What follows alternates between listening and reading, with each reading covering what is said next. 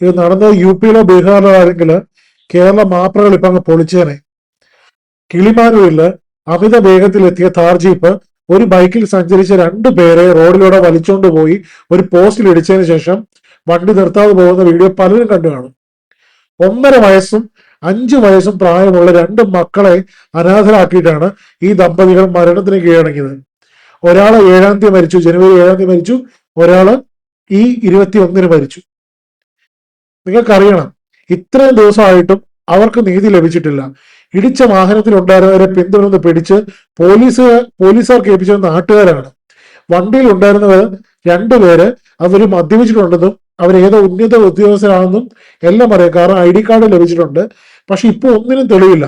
തൊണ്ടി മുതലായ വണ്ടി ഇന്നലെ ആരോ കത്തിക്കുകയും ചെയ്തു. ഇതെല്ലാം കണ്ട് നാട്ടുകാർ പ്രതിഷേധിച്ചു. ഇപ്പം നാട്ടുകാർ പ്രതിഷേധിച്ചപ്പോൾ അവർക്കെതിരെ കേസ്, റോഡ് ഉപരോധത്തിന് 58 പേർക്കെതിരെ കേസെടുത്തു. ഇതൊക്കെയാണോ നിങ്ങളുടെ ഈ കേരളത്തിലെ കമ്മി ഭരണം? ഇതൊക്കെയാണോ ഭരണം?